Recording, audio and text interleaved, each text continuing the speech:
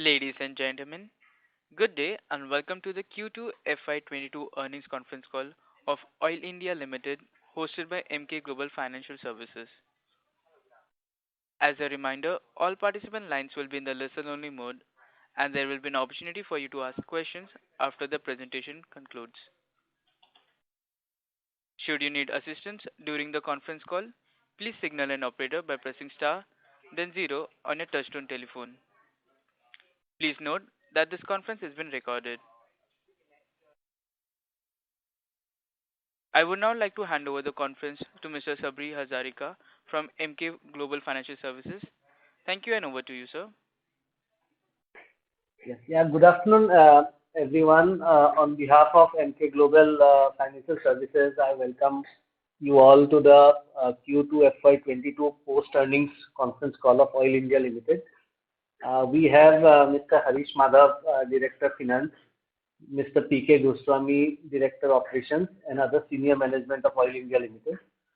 So today, I will request the management for opening remarks, and then we will move over to the question and answer round.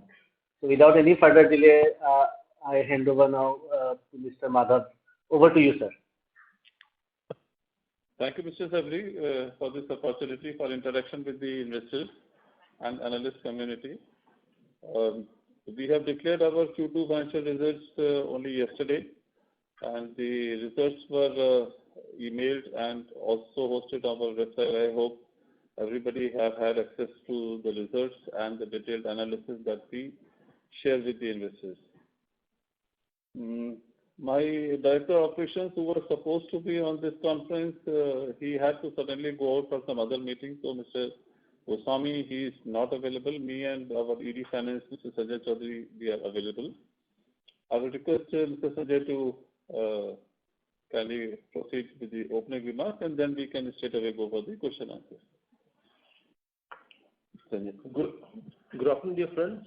We appreciate the interest shown by you in the company, and the financial results for Q2 2021-22 have been shared and also posted on the website as well.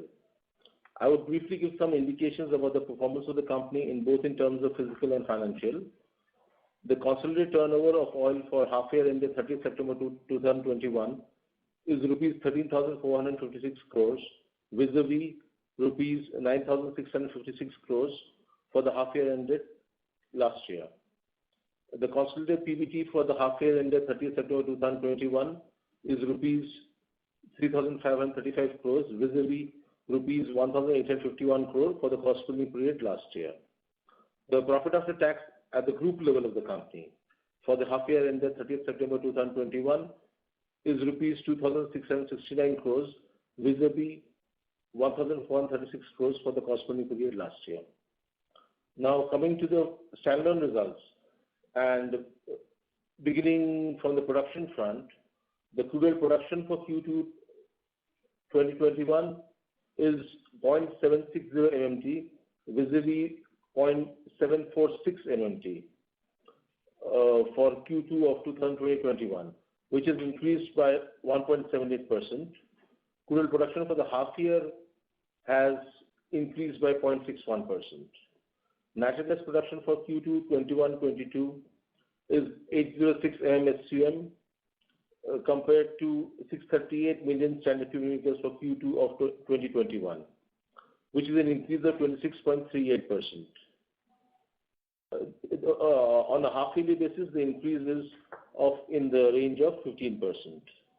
On the financial side, the company's profit after tax in Q2 2021 is rupees 504.46 crores, vis-a-vis 238.95 crores in Q2 2021. For the half year ending 30th September 2021, PAT is 1,012 crores versus a loss of 9.66 crores in the half year of the last year. The company's EBITDA in Q2 2021 is 1,280.99 crore, vis-a-vis 848.48 crores in Q2 of 2021. And EBITDA for the half year ended this year is 2,577.91 crore versus 1,176.24 crore for the corresponding period last year.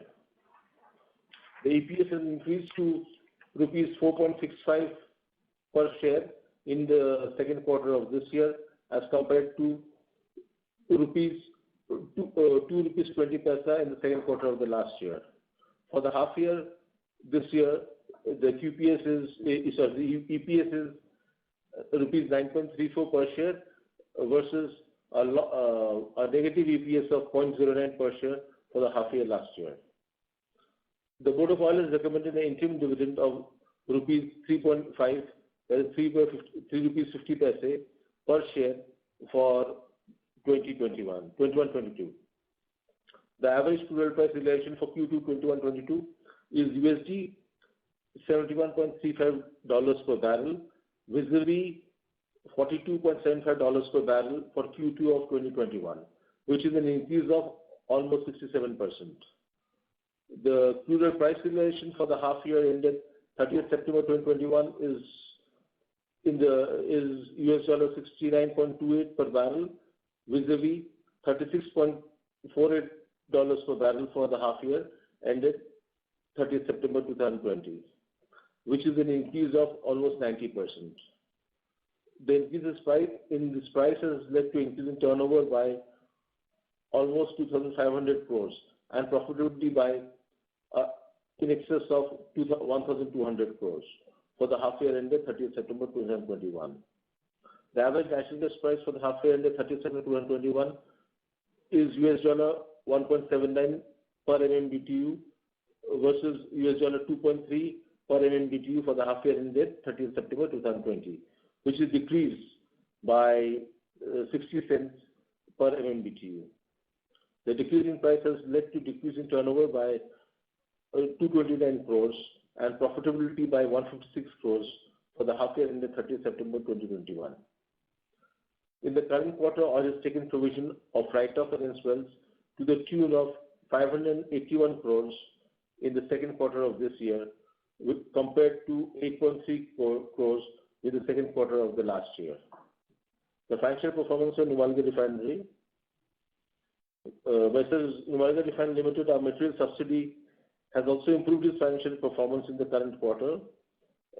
PAT of Numaligarh for Q2 is 957 crores against 831 crores in the corresponding period. NRL's GRM dollar per barrel has improved to 13.47 per barrel in Q2 compared to USD 6.68 per barrel in Q2 of last year. The EPS has also improved to rupees 13.01 per share from rupees 11.30 per share in the Q2 of the previous year. Well, with this, my opening remarks on the performance is over, and we are now open to the question and answers. Thank you very much. We will now begin the question and answer session. Anyone who wishes to ask a question may press star and one on your touchtone telephone. If you wish to remove yourself from the question queue, you may press star and two. Participants are requested to use handsets while asking a question. Ladies and gentlemen, we will wait for a moment while the question queue assembles.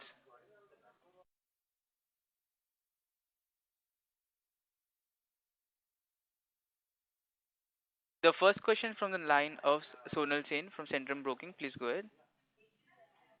Yeah. Hi, sir. Thanks for the opportunity. Probal here.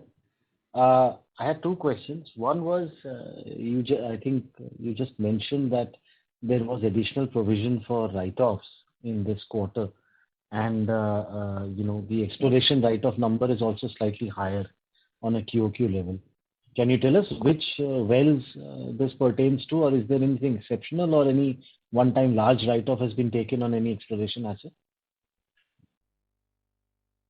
Actually, write-offs to the tune of about 150 to 200 crores per quarter is a normal happening. However, this year we had to take a larger write-off of around 450 crores for a particular well in Kakinada. This well was an expensive well, which was a high pressure, high temperature well, a very specialized kind of a well, which had to be written off because it did not show commercial prospectivity. Okay. So that is the reason Okay. And the second question was just a clarification that the higher miscellaneous income is because of the sale proceeds of international subsidiary being booked in the other income this time, right?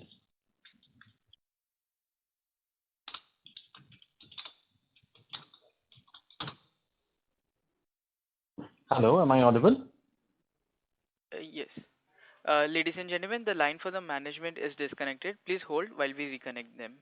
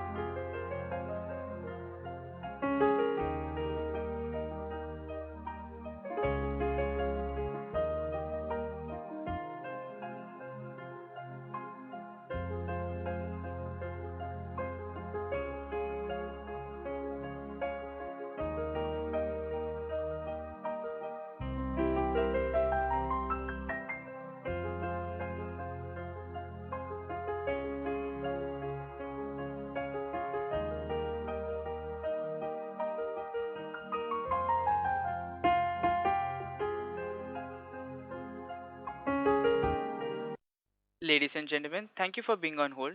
The line for the management is now reconnected. We have Probal Sen in the queue. Please, you may proceed.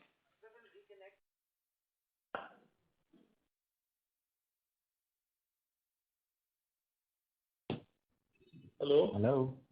Yeah, can I continue, sir? Am I audible? Prabal, yeah, you are audible. I hope we are also Okay. audible now. Yes, sir. Yes, sir. We can hear you loud and clear, sir. Okay, Yeah, I was. responding to your earlier query. Could you get this completely, or call was disconnected in between?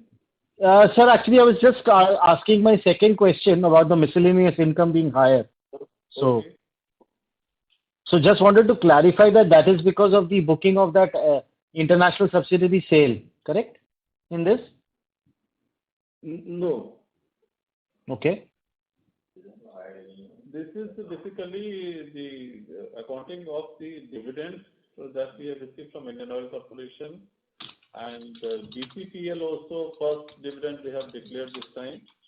So Okay. BPPL dividend has come, and plus dividend from our Singapore subsidiary, which is holding the Russian asset, Vancor and TAS. So these are the three dividends which have Okay. received Okay. comprised Uh, this. Right. And so last question I had was typical, I mean about Baghjan. Just wanted to get a sense of what the production has ramped back up to, and an overall guidance if you can give for oil and gas output for the next couple of years.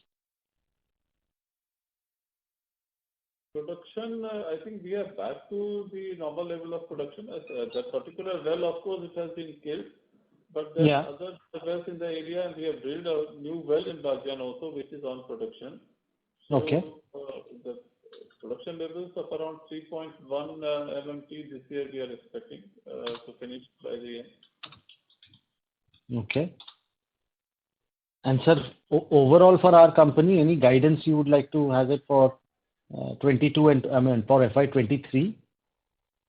FY 22-23 should not be much increase, maybe around 3.2, not beyond that. Okay. Apparently, but we are working on some basically faster development program on a few of our assets, fields in Rajasthan and mainly in Assam and Mm-hmm. Arunachal. Hmm. So by 23-24, we expect a significant increase in the production. But at least for current year and next year, of course, production will be in this range also. Got it, sir. So one last question, if I may.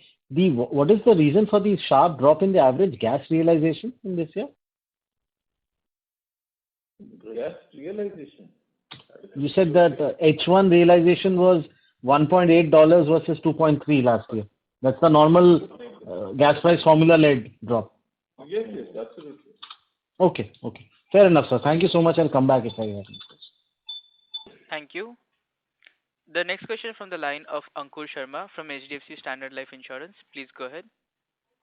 Yeah, thanks. My questions have been answered. Thank you.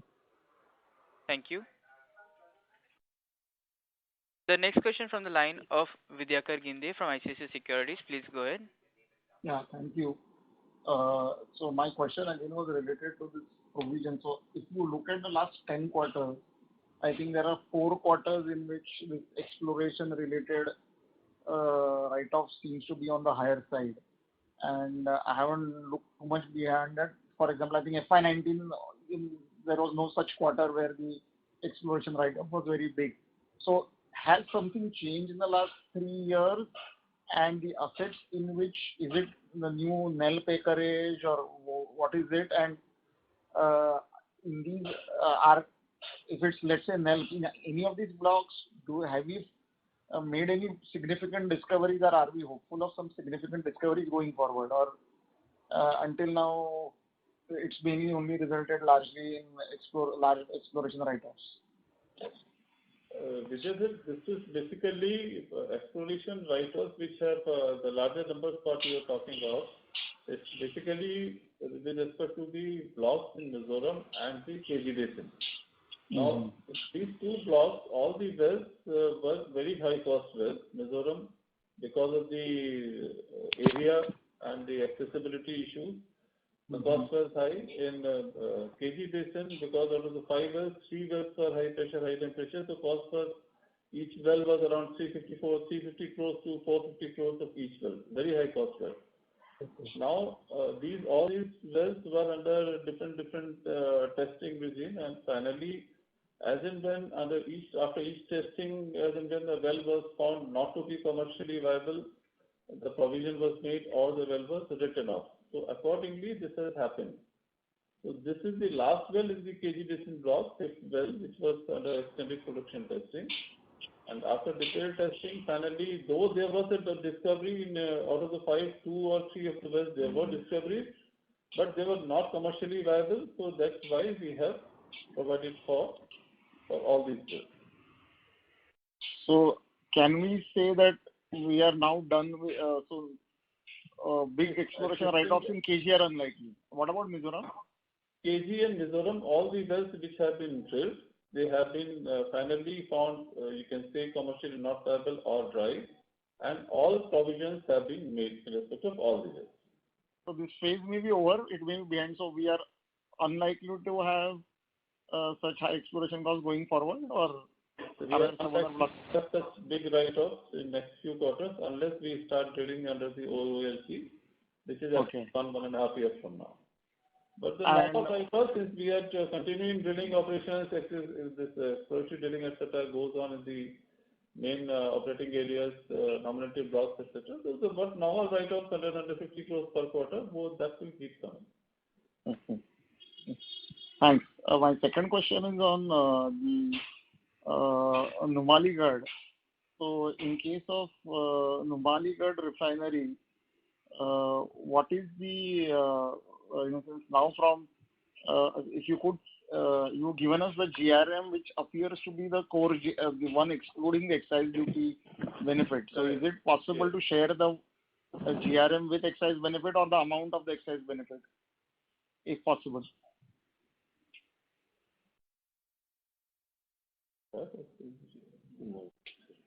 We don't have readily. Maybe we'll just. I think last time also it was asked, but we forgot to collect this. We'll get that information and we'll share it. So next time, certainly with you, we'll share it this time. Sure. Okay. Thank you. Sure. Thank you. Ladies and gentlemen, you may press star 1 to ask a question. The next question from the line of Somaya from Spark Capital. Please go ahead. Yeah, thanks for the opportunity, sir. My first question is with respect to the gas production increase in the current quarter. I mean, anything you would like to highlight? I mean, we have seen a decent increase both on a sequential and YOY basis. What would be driving this?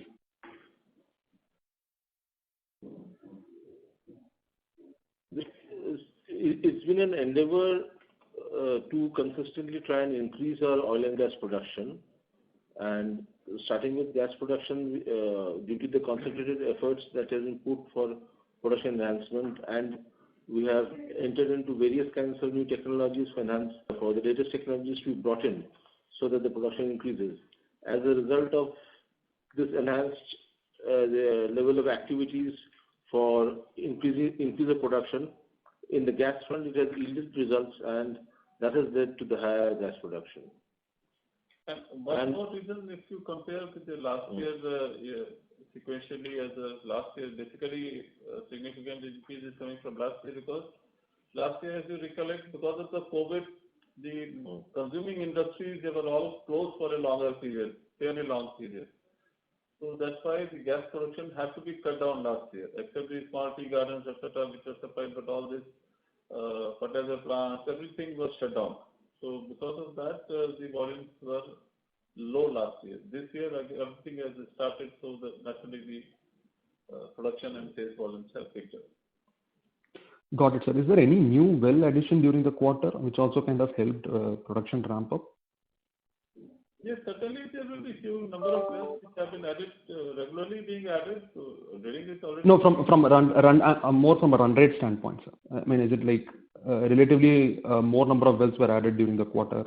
Because even on a QOQ basis, the increase is relatively on the higher side. So just wanted to understand on that front. No, as a number of wells, it will be almost in the same range. Some will go out of production, some will keep on coming into production. I mean, that's a continuous process, and there hasn't been a significant increase in number of wells, really. Got it, sir. So next question with respect to the production outlook. Could you just help us with, how do we look at the ramp up of production, and, any ballpark numbers that you can give with respect to gas and oil?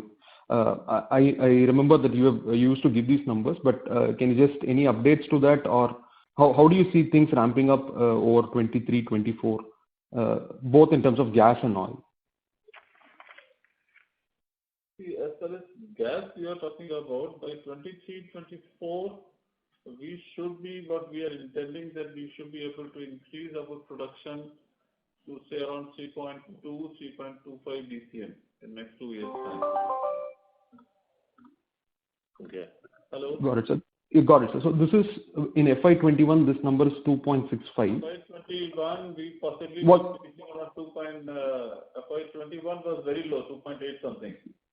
But 22, it will be close to 3, 2.95 or 3, we should be able to reach. Got it, sir. And in terms of oil, so we were around close to 3 in FY21. In the oil.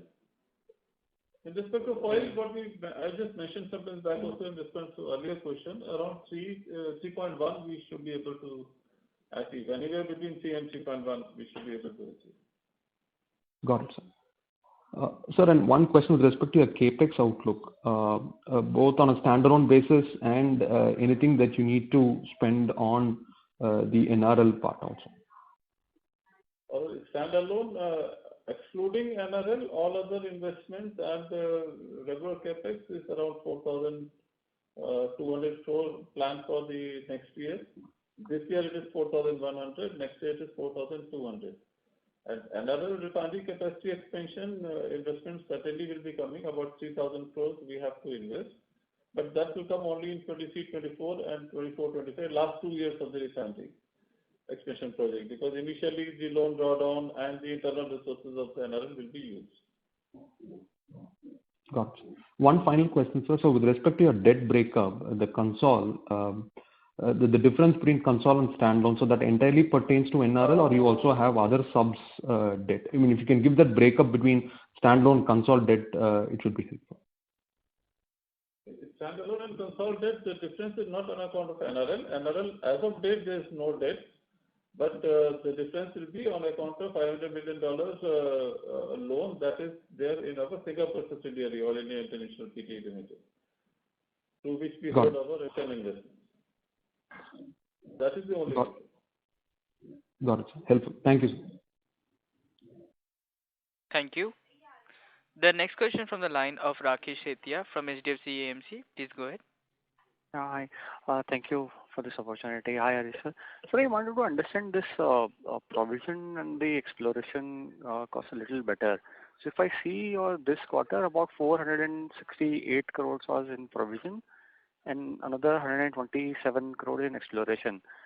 Is this entire amount, 468 plus 126, pertains to some sort of exploration and well write-offs?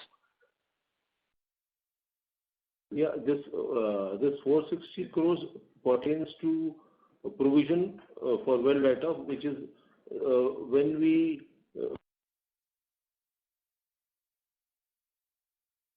Hello?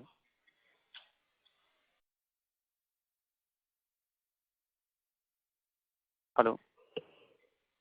Uh, Ladies and gentlemen, the line for management is disconnected. Please hold while we reconnect them.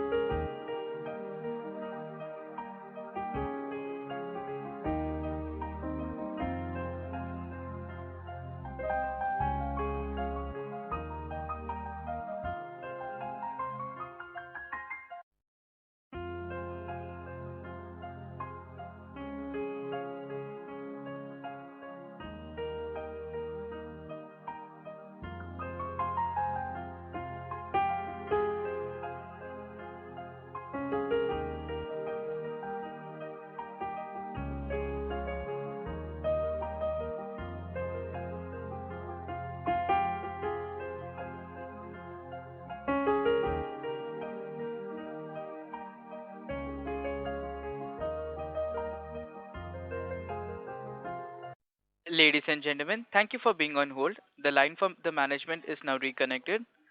We have Rakesh Setia in the queue. Thank you and over to you, sir.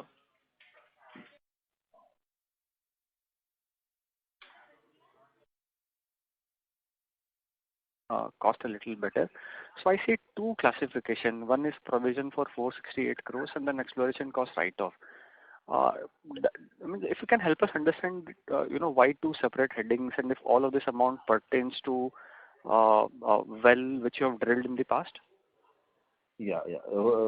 At the outset, let me apologize for this glitch here because we have power failure out here for some reason.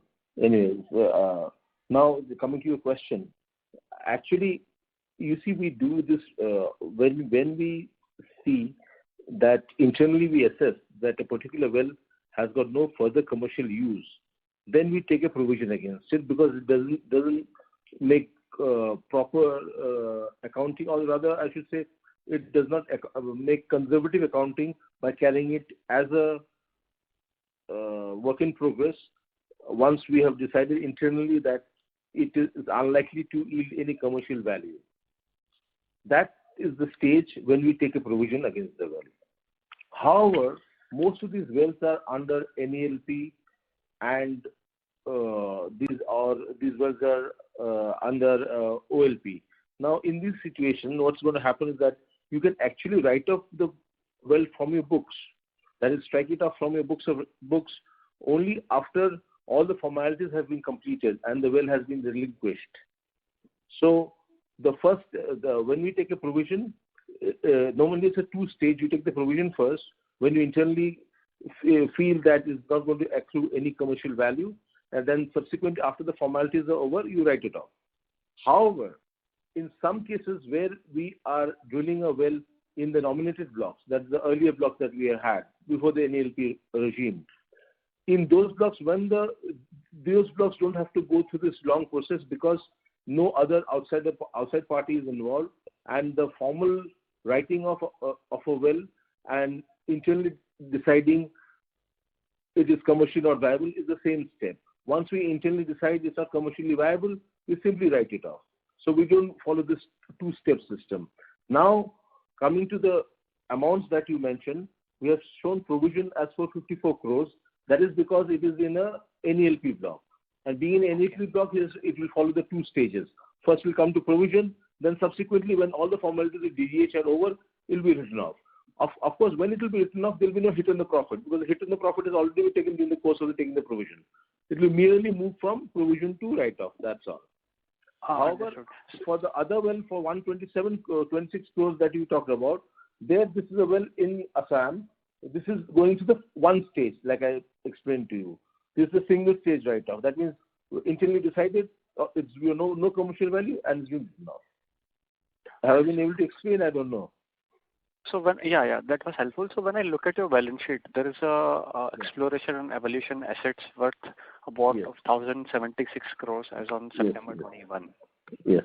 So out of this 1,077 crores, how much of this would pertain to the NELP block? I mean, I would assume the provision would be sitting in the liability side. For against that I'll have to check how much is NELP, and we'll come back to you on that. But right now, since not much drilling is going on in NLP block, the NLP figure is as of second quarter, the NLP figure is likely to be very slow. Okay, so let me ask other way around. It is largely in the Assam fields. So let's say, if we were to assess risk of further write-offs, I mean, is the 1,100 crores or this 1,076 crores the right number to look at in the balance sheet? That this is the number, if hypothetically none of the wells proven to be commercially viable, then this is the maximum amount you would be writing it off? No, that is a very unlikely situation going by the past record. No, I'm just saying hypothetically. So you. But hypothetically, we'll add on to it during the course of the year. This will become bigger and bigger also. Okay, so every year, how much you are adding? Every year, how much you expect to add on your exploration assets? See, adding because these exploration assets, this is a definition exploration and evaluation assets. is a definition as per Ind AS. Okay, let's not take it in as common parlance. All right, this is a particular definition of Ind AS. This is a particular accounting standard in Ind AS which has got this heading, and as per that, this heading has been used. Okay. So what has happened? This signifies the exploratory wells which are under drilling and have not been capitalized. Once these are successful, this will be capitalized and they will come under PPE. That's the first item in the balance sheet, in the asset side. Okay, PPE. Okay. Okay. And this is kind of work in progress of exploratory wells. You can take it as that. That E&E assets are work in progress exploratory wells. If they become dry, they'll be written off. If they are successful, they will go into PPE. Okay. Understood, sir. And sir, from a customer side, which are the large customers that will take the increased production of gas volumes which you guided to the previous analyst question? The electricity plants, NTPS, LTPS, they are there. The power plants are there. The fertilizer is there. Assam Petrochemical is there. BCPL, Brahmaputra crackers and fertilizers, they are there. So all these customers are going to take. So these customers will add capacity and therefore take higher natural gas, or they are not using any natural gas and therefore they will take natural gas? They are all using natural gas right as of now. In some cases, they are a little starved, and in some cases, like APL went through an overhauling process. BVSL is also going through some overhauling process. So as a matter of coincidence, also what has happened, a lot of overhauling and capacity expansion is going on in these. So they are all expanding capacities now. So because of capacity enhancement, one, and because they were enhancing capacities, they were at suboptimal levels right now. So that's why the hike would be a little more. Okay. And so my last question is on Numaligarh refinery. How much will be the expansion capex if that has been finalized? And what would be the breakup of funding that capex between internal accruals and borrowing? And then follow-up to that would be, will it affect the Numaligarh refinery's ability to pay dividends to Oil India? See, I'll take the last part of the question first. The dividends by Numaligarh might really come down, because if you are going ahead having a net worth of around 5,700 crores and you go ahead with a project of 28,000 crores, obviously there will be some impact on a dividend payout. That is but natural, right? And so there would be some impact in the dividend payout of Numaligarh refinery. As far as oil's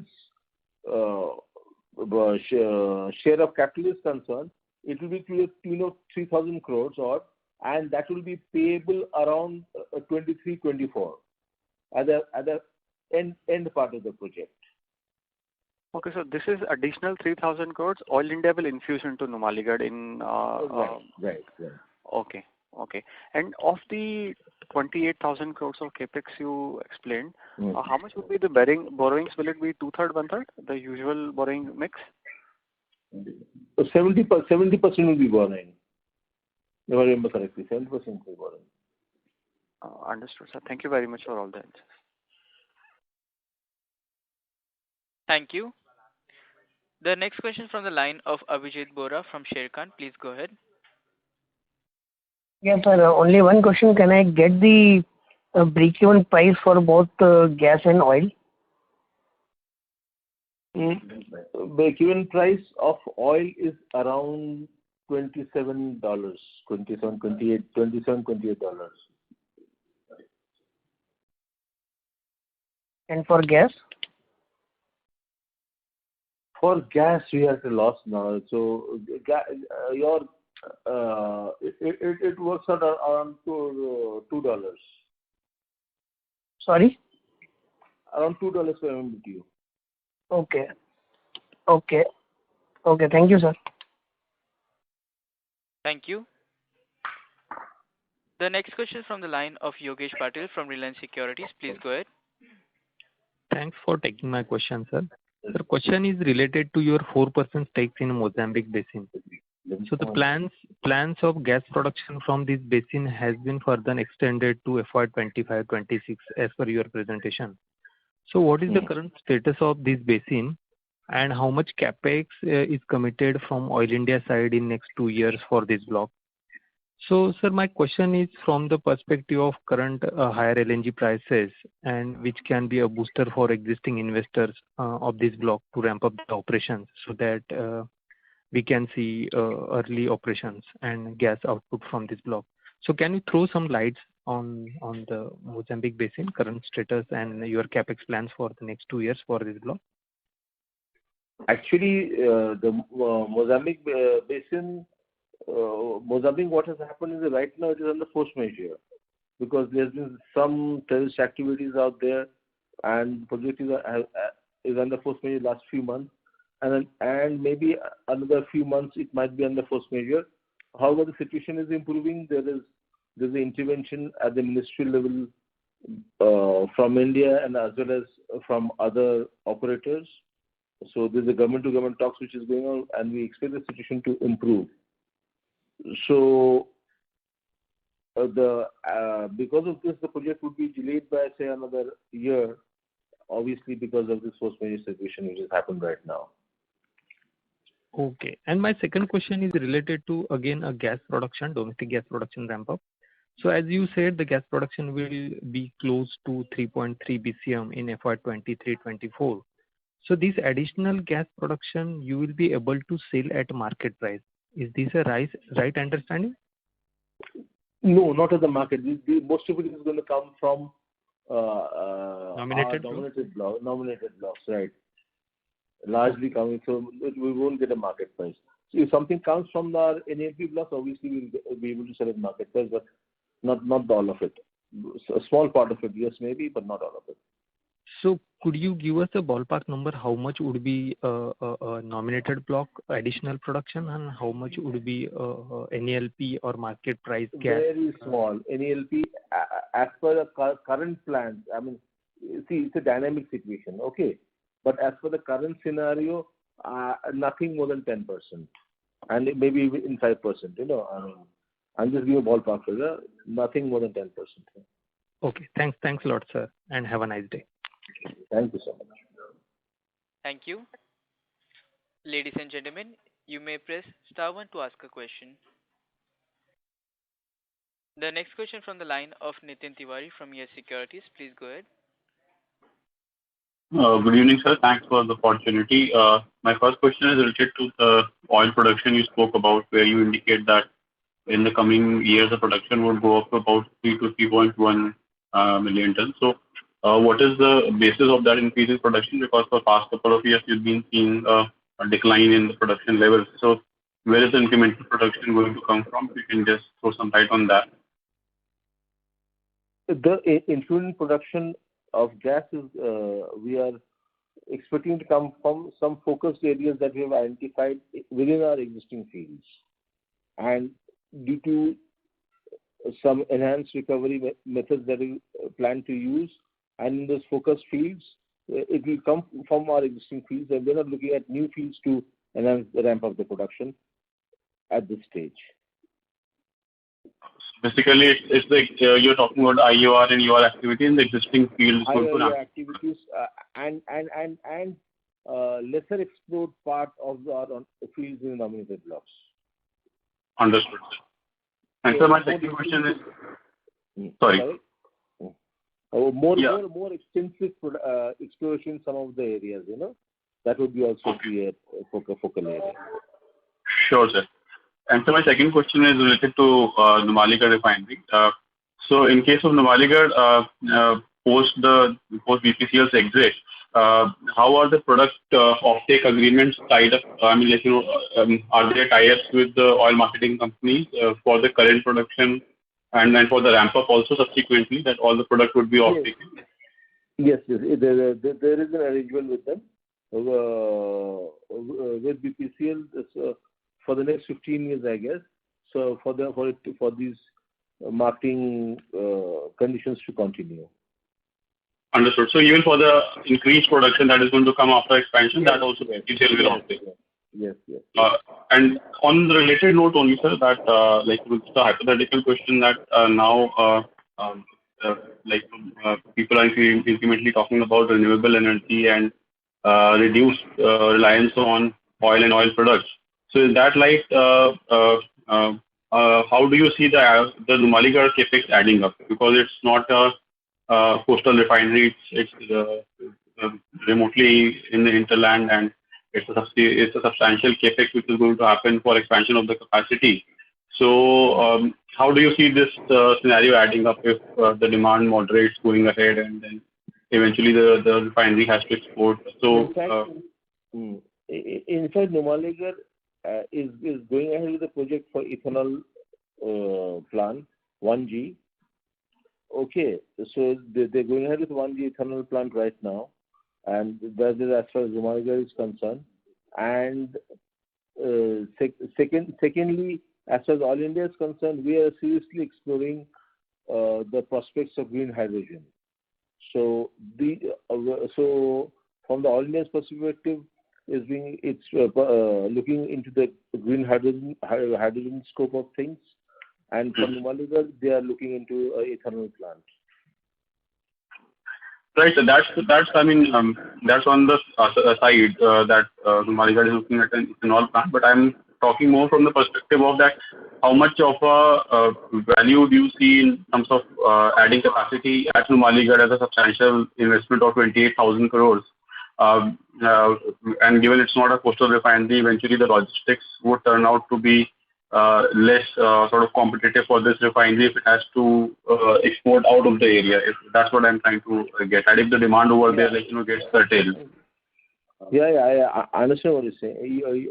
Your question is that how does it add up that you make an investment of 20,000 crores when fossil fuels are not the flavor of the season, right? Understood. Yes. That's the question, right? That's the question. Yeah.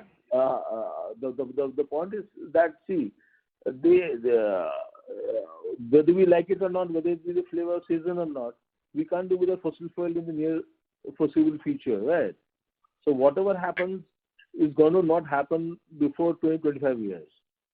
And for things to actually percolate and come down to India and be effectuated at India levels, right?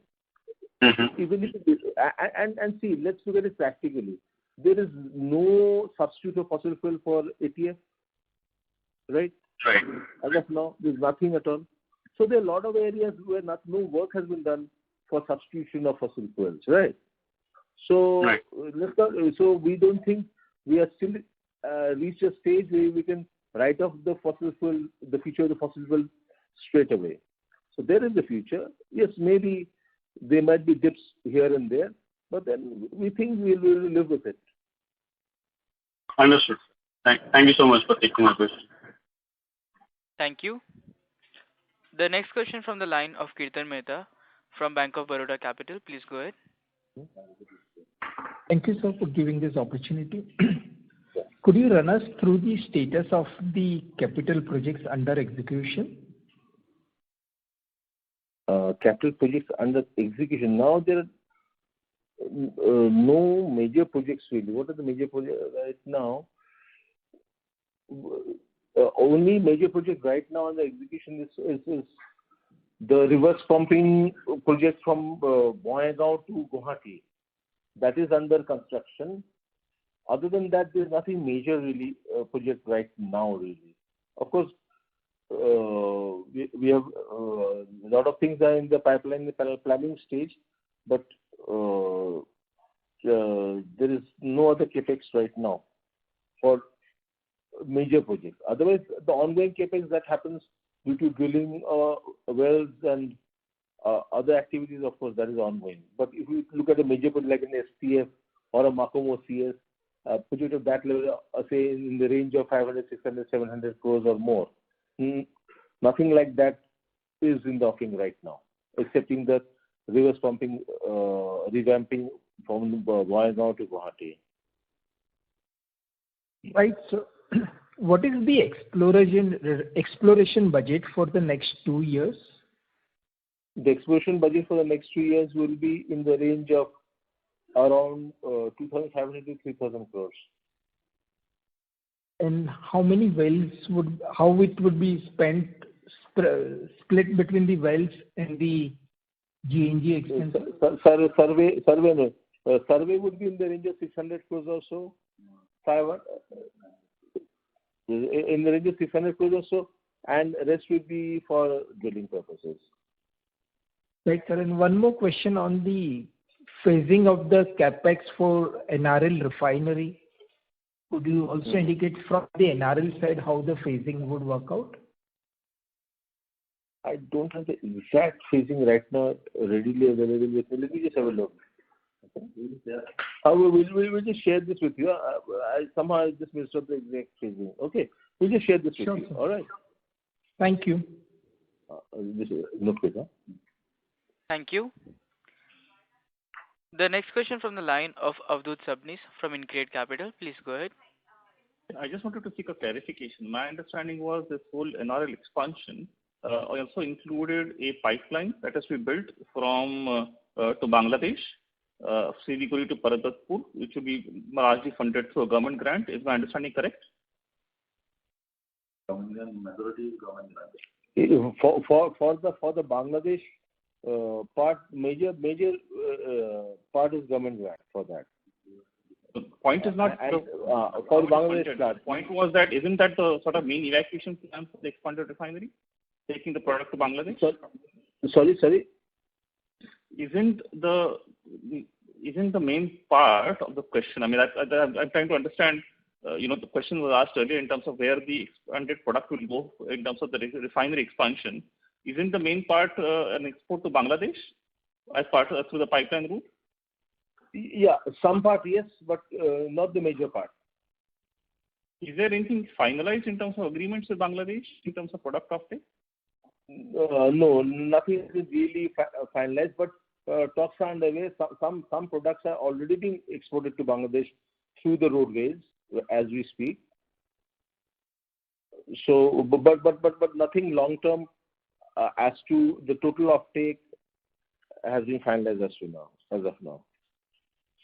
Okay, thanks. And sorry, I just missed. I didn't quite catch the GRM number that you gave for the NRL refinery for second quarter. Could you please repeat? Okay. Yeah, the GRM numbers for the second quarter NRL is 13.47 dollars per barrel. 13.47. Correct. What was it for the first quarter? 5.21. Okay, thank you so much. Thank you. The next question from the line of Rahul Agarwal from L&T Mutual Fund. Please go ahead. Yes, thanks for the opportunity. So my question is basically to understand this write-off of dry wells. Is there can you give us a sense of over the years, how much of your capex would you, in your exploration side, would you have written off? And is that something that you keep a track of in terms of operational efficiency or improvement of process over the years?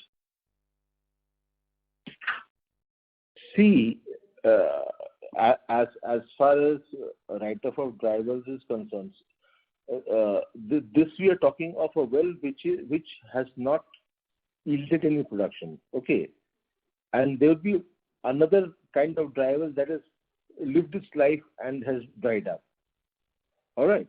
Now for that there will be no accounting purpose. There will be no hits on the bottom line because that would happen in the natural course of business. These are the wells that we're talking of are those wells which were drilled and they did not yield any commercial hydrocarbon.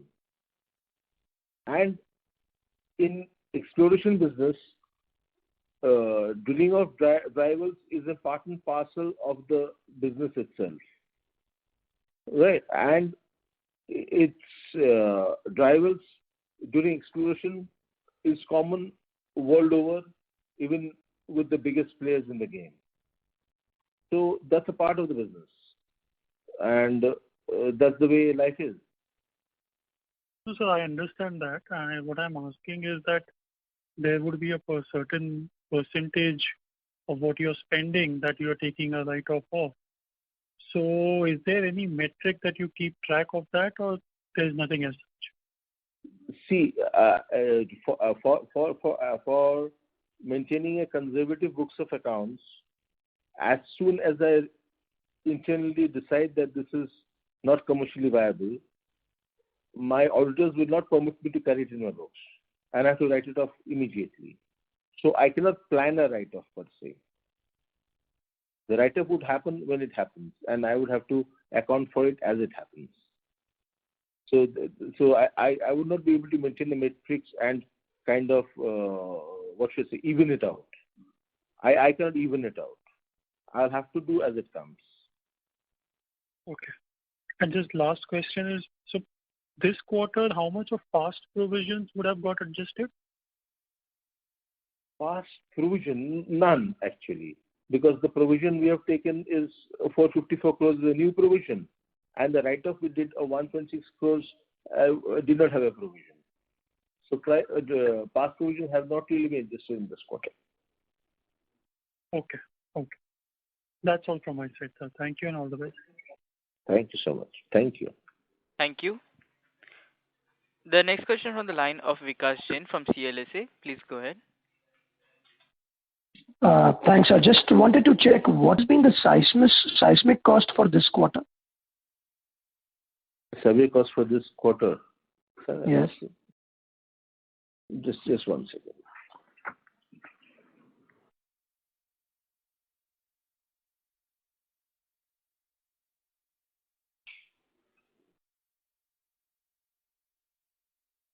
There is an increasing seismic cost by 40 crores. 40 crores survey. And how much was it earlier? Okay, if there's some other question, we'll just get back to you on this. We have some other question. Okay, and the other one was, sorry, the amount that you mentioned, that is 450 crores? This one-off is 450. Can you repeat the exact? 450 crores for one well. HPHT well, that's the high pressure, high temperature. 450. Okay. Yeah, I didn't catch it. 454 in fact.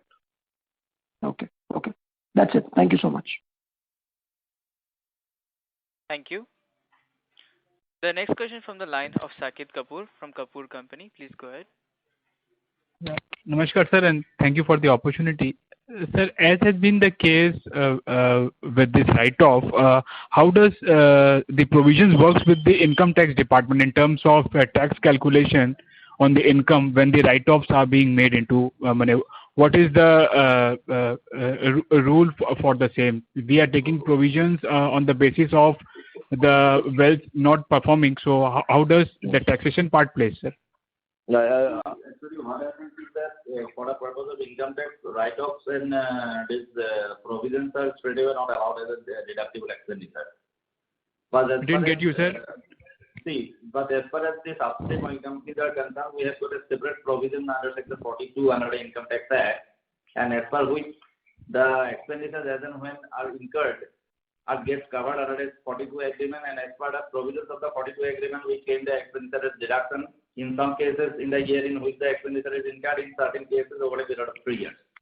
So that is why these subsequent write-offs and provisions, even if these are not allowed, does not hurt our income tax profitability. Right, sir. And sir, with the increase in the gas prices and overhauling of APM also, what kind of improved increased revenue are we expecting, sir, going forward, and what portion has been factored for this quarter, sir? Increased revenues now. Your gas revenue is in the range of around 15% of the total revenue, and the increased revenues since the prices have gone up from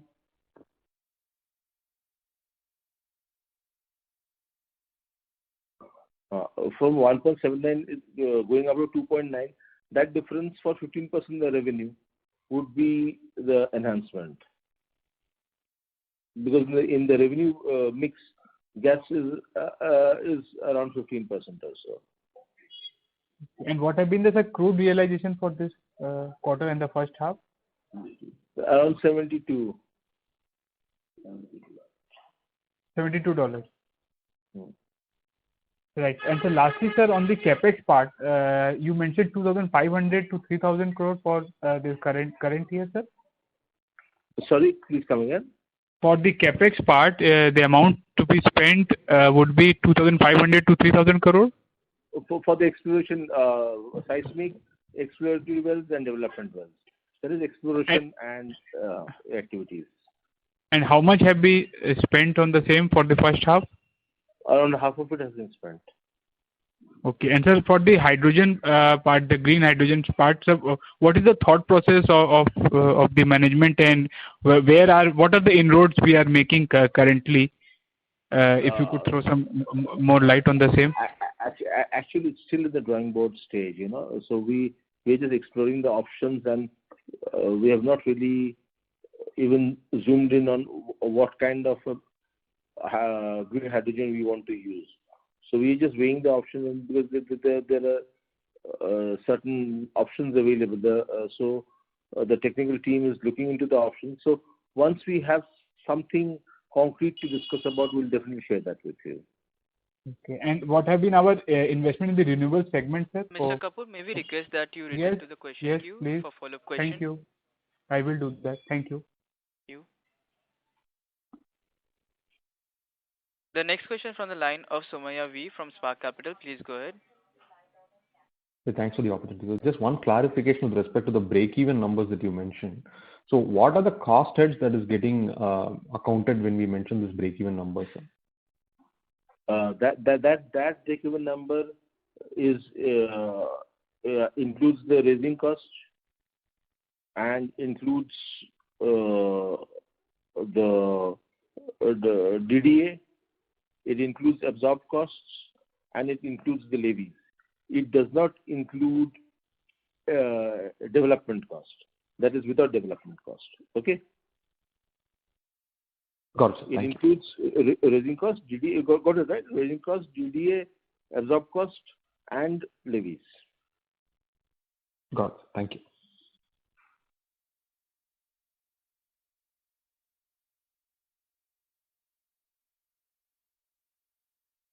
Thank you. As there are no further questions from the participants, I now hand the conference over to the management for closing comments.